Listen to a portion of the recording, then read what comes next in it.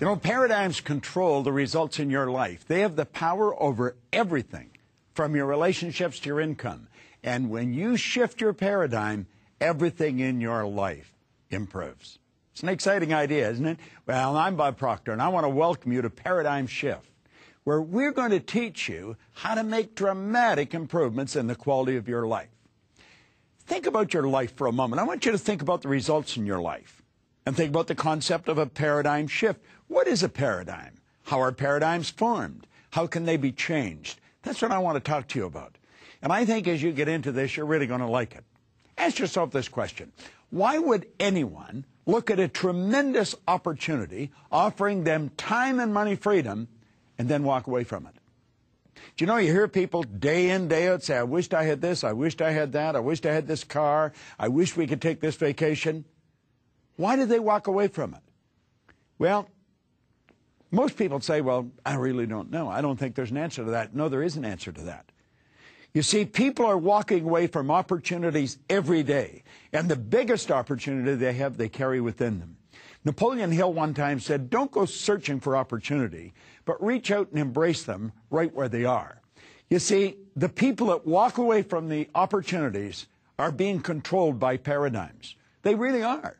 They're being controlled by something, and they're not even sure what it is. And think of this. Paradigms are nothing but a multitude of habits, and they're other people's habits. These habits have been passed along from one generation to the next. It's rather sad because most of the things that the average individual does on any given day, they didn't even decide to do. They're programmed to do it. It's literally programmed right into the genes, and that's what's called a paradigm. What you're dealing with is habits. You see, paradigms are nothing but a multitude of habits. Paradigm is it's sort of a buzzword of this particular generation, and it really explains what subconscious conditioning is all about. Well, in this particular part of the paradigm shift, I want to talk to you about paradigms. And I'm going to talk to you about why people don't change them and how they could change them. You see, paradigms are the very reason why success for most people is a puzzle. And it really is a puzzle. They give it everything they've got, and they fall short. They get going, and they say, I'm going to do it this time, and they quit. I'm going to go on a diet, and they blow it. You know, why does this happen? Well, they don't really know. And success is a real puzzle. Go and ask a dozen people what the meaning of success is, and they really don't know. Ask them to how to become successful. They don't know that either.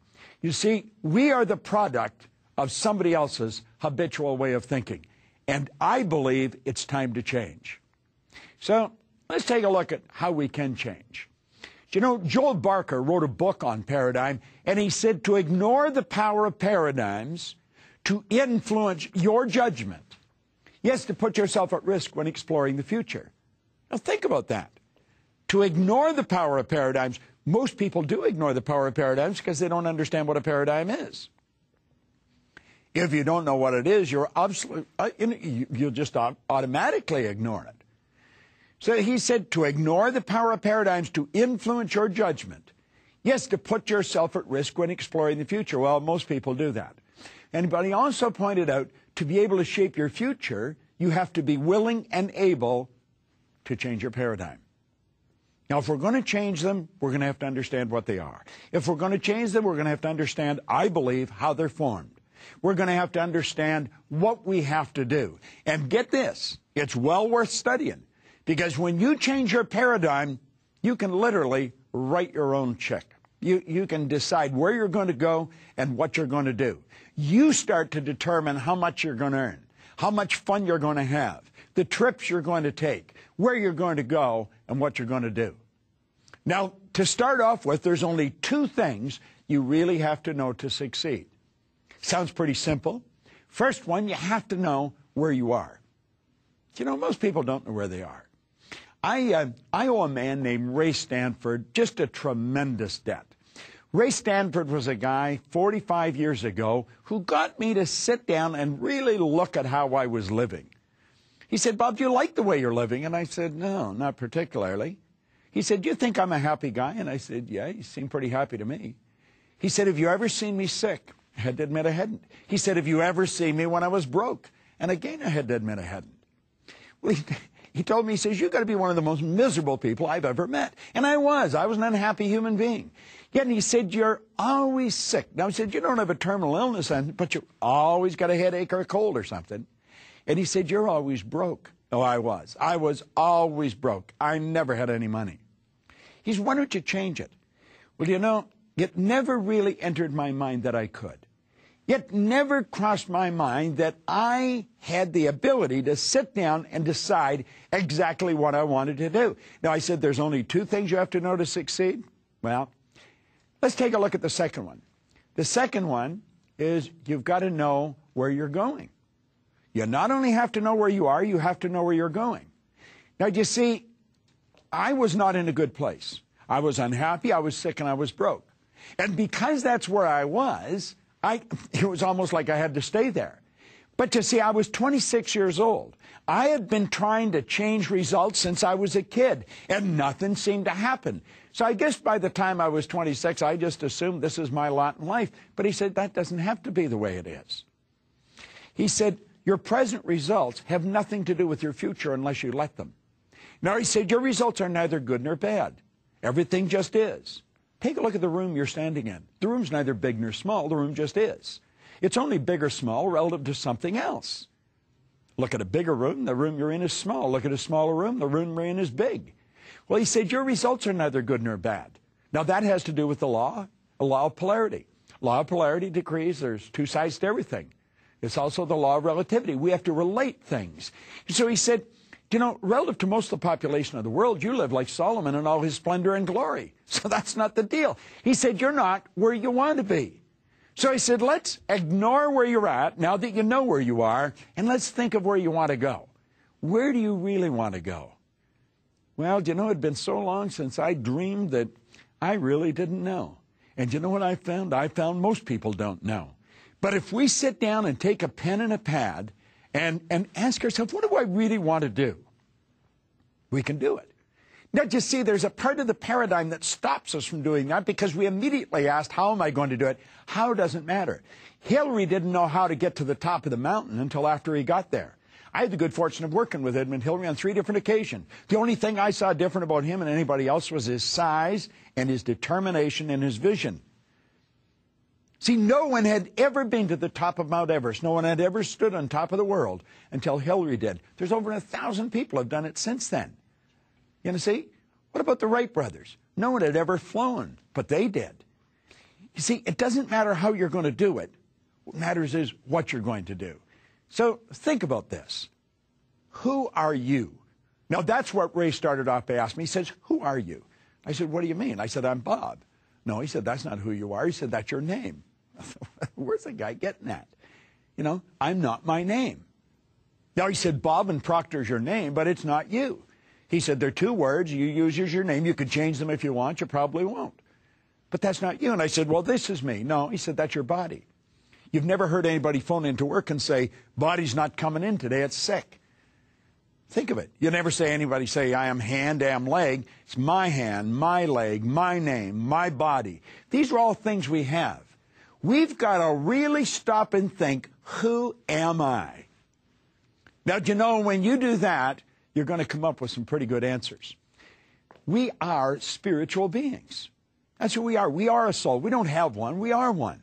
We are spiritual beings. We have been gifted with an intellect. We have intellectual factors. We've got magnificent mental tools locked up inside of us, and we live in a physical body. Now, it's how we use our intellectual factors that's going to dictate our emotional state.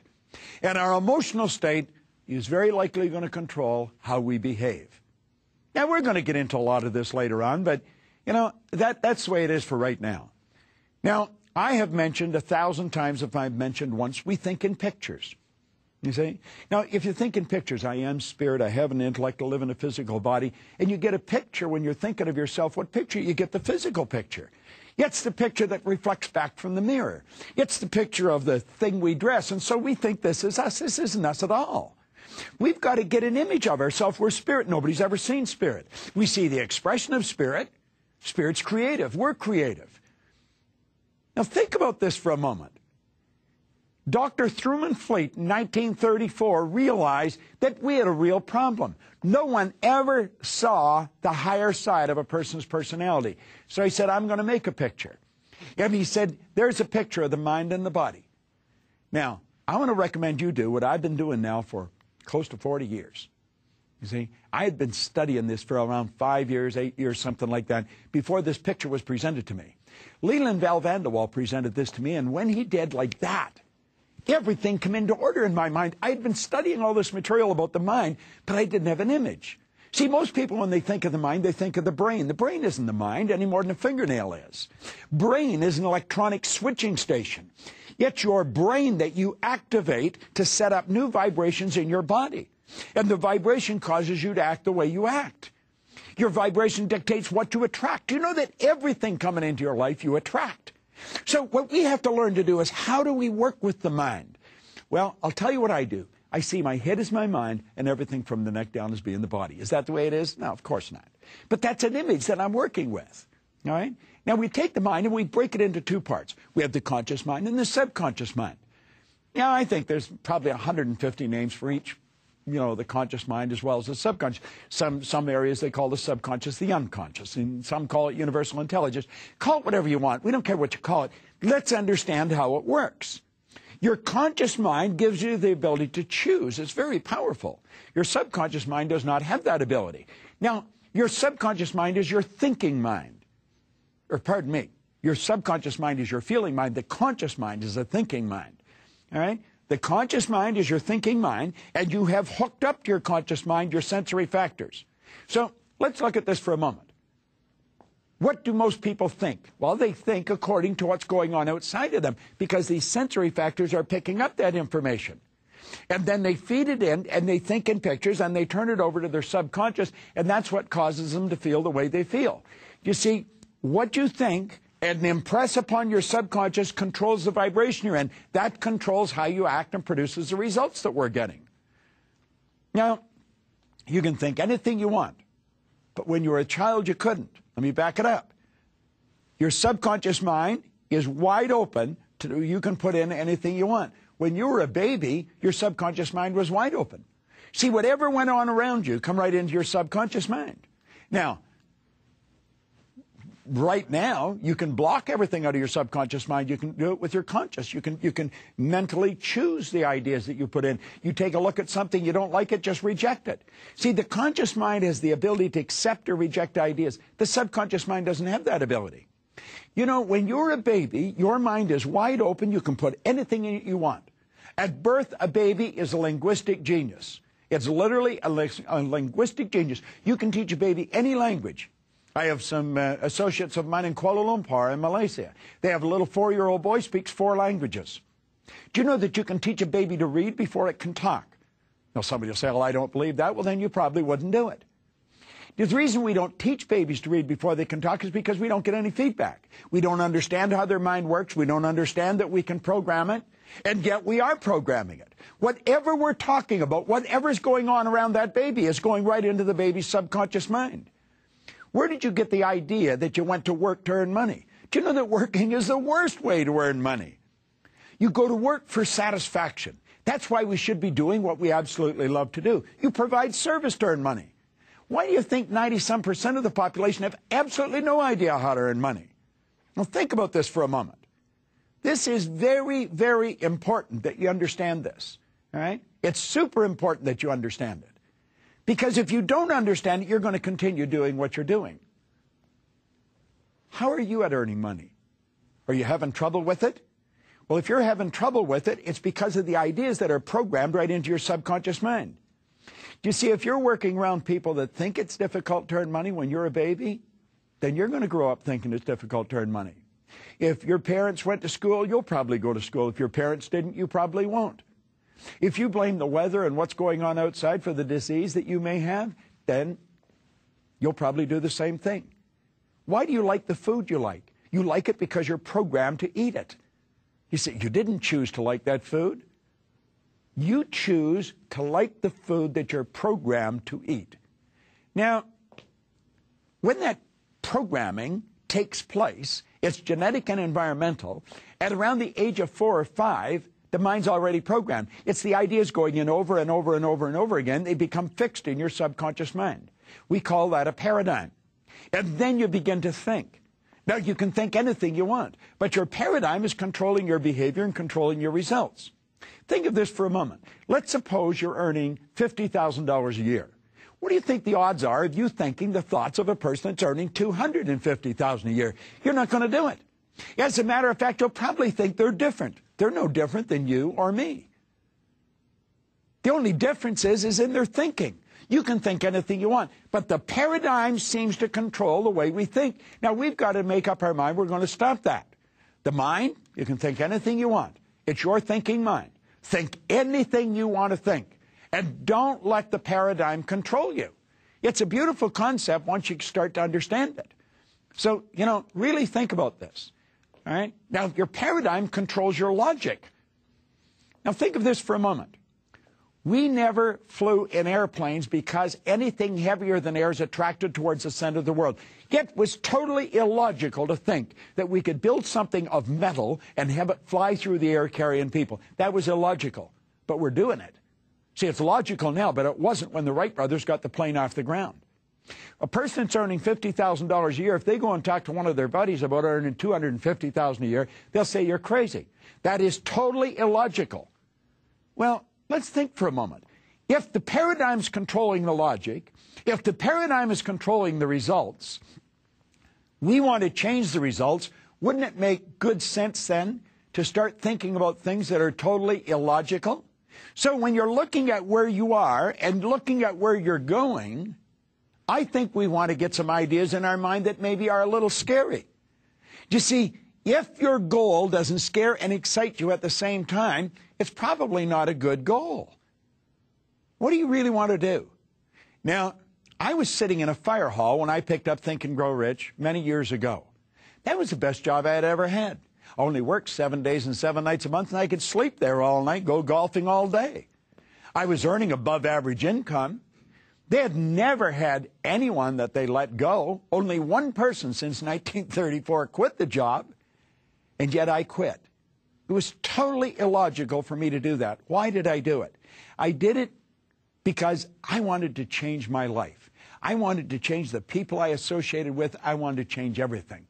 Now, Maslow said you're either going to step forward into growth or you're going to step back into safety. That's a decision that you've got to make.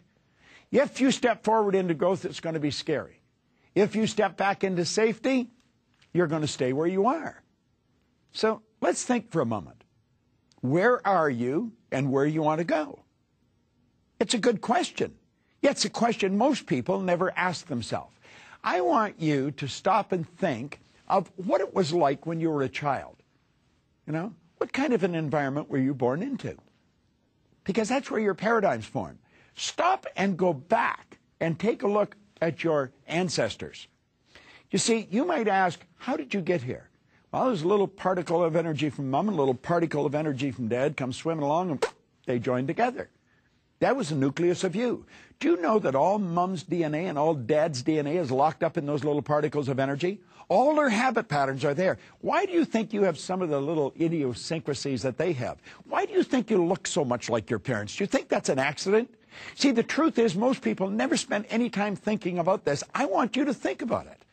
Because your way of life is controlled to an enormous degree by your parents, your grandparents, your great-grandparents, their grandparents, and it's passed along from one generation to the next.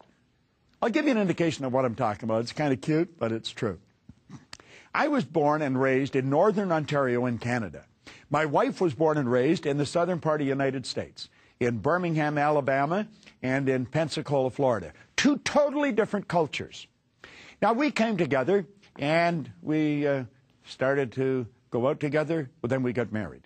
And we're out shopping one day, and I said, you know what I'd like is some turnip. She said, okay. So I picked one up. She says, what are you going to do with that? And I said, I'm going to eat it. Well, she says, I'm not eating that. And I said, why not? She says, that's the root of the turnip. I said, it's what? She says, that's the root of the turnip. I'd never heard it called that. I'd never even thought of that. It was just a turnip. Yet she said, we feed that to the pigs. Well, I said, what do you eat? She said, we eat the green of the turnip. I don't think I'd ever seen a turnip green. I said, isn't that strange? We give that to the pigs. Here she was, raised where they eat the green of the turnip and threw the root away. I grew up, we eat the root of the turnip, threw the green away. Now I put the turnip back in the bin and I walked away. I mean, I'm not going to fight over a turnip. And I got thinking about it, and I thought, I wonder how many other ideas we operate like that. You see, that had to do with where she was raised. Now, do you want to know the truth? We don't eat turnip in our house anymore. We just don't eat it. I eat it if I go to my mother's or my sister's, but, you know, think about it. She was raised in a totally different culture than I was raised in. I do work over in Kuching and Kota Kinabalu and Kuala Lumpur. Totally different culture. When we have breaks for seminars here in North America, we have coffee breaks, refreshment breaks. Not in Malaysia. We have prayer breaks. Totally different culture. Now ask yourself, you know, why are you like you are? I want you to go back and think of yourself, just subconscious mind wide open. You're a little baby. What were the people talking about? What were they doing? What was their thoughts towards income? Because they're the thoughts that you've got planted in your subconscious mind. Again, you see, it's the repetition of these ideas going in over and over and over again that has programmed us.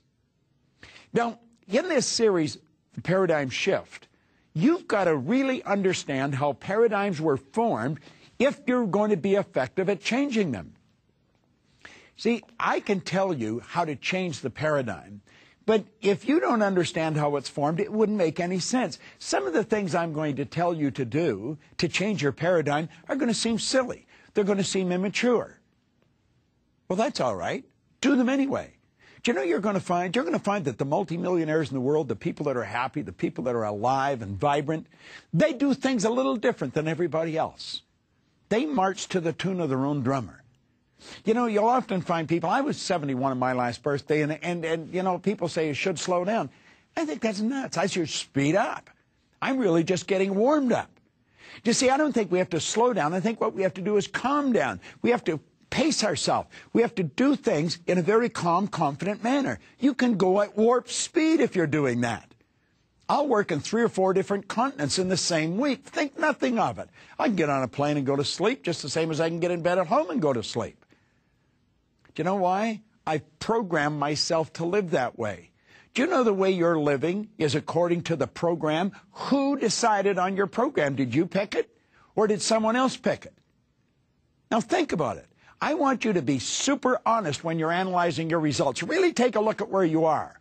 And then ask yourself, why don't you change your results? Well, we really don't know. Why are you doing? What time do you start work? I always say everybody should belong to the 6 o'clock club. You want to get up at 6 o'clock, ready to fire your engines. Good time to wake up and study. Talk about studying. How much time do you spend studying? What do you study? You see, if you really want to change your life, you've got to get locked into study. You've got to figure out why you're doing what you're doing, how to change it. Now, remember I said we're spiritual beings and we live in physical bodies?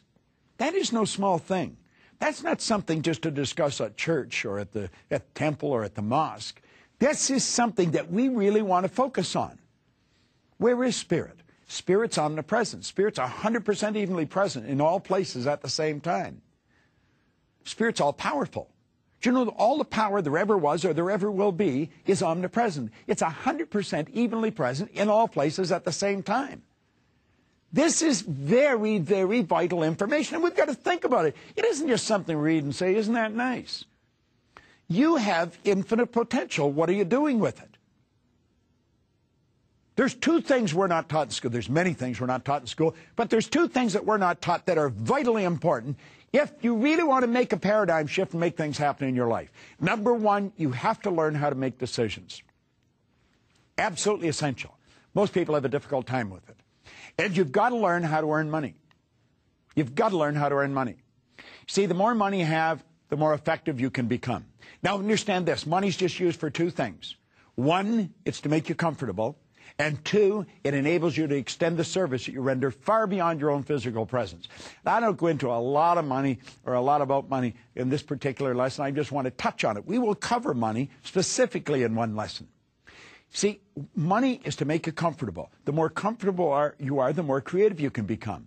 And the other purpose of it is to extend the service that you render far beyond your own presence. So you can actually be providing service when you're sleeping. If you're providing service when you're sleeping, you can be earning money while you're sleeping. Now, I was sitting in a hotel here in the city last night sleeping, but I can assure you I was earning money while I was sleeping. See, I'm of the opinion the mailman should never pass your door without leaving a check. Now, I know that's probably appealing to you. And how do you get that way? You get that way by making up your mind that you're going to write the next program for your subconscious mind. You're not going to let somebody else do it.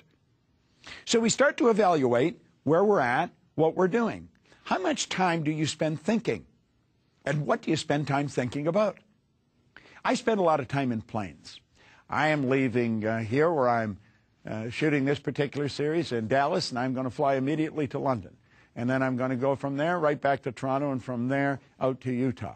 Now, this is all happening in a week. So I'm going to be spending a lot of time in the air. I was flying over to Kuala Lumpur from Toronto every month for approximately 5 years. It's 25 hours in the air from Toronto to KL. And if you go any further, you're coming back. So it's a lot of riding. And I have that time for me. No disturbances. I play with words and numbers. I spend all the time in the air playing with words and numbers. And I'll build things in my mind. And then I lay down a track that I want to run on, how I'm going to execute it. Now, when I get a great idea, I'll write it down. If it's still a good idea a week later, I know that I'm onto something. And then I'll put together a team of people to execute it. You see, I think you should have a team working with you. And if you're going to make a paradigm shift, that's vitally important. So think. You've got to make decisions. You know, Napoleon Hill said that the people that win in life make decisions very fast and change them very slow, if and when they change them at all, like that. You're going to find the people that have problems in life, they make their decisions very slow, and they change them frequently and without any cause. Why would an individual do that? It's part of the paradigm. Take a look at how you're living. Start to analyze. What do you do when you get out of bed in the morning? There's a pattern that you follow. The pattern is the expression of the paradigm. How much time do you spend sitting down to do nothing but create big ideas to improve the quality of your life? Don't say you haven't got time. Everybody gets exactly the same amount of time. We get all there is. So what are you doing with your life? How do you spend your days? I want you to become super aware of the thought patterns that you entertain. Start to monitor your own thinking. Don't spend time thinking why you can't do something. Spend time thinking of how you can. You see, you're capable of doing anything. Now, understand this. You're either going to go forward into growth or back into safety. Now, I want you to also remind you that there's no shortcuts, but you can take quantum leaps through the transference of experience and information. This is Bob Proctor with the Paradigm Shift. I want you to join me next time. Thank you.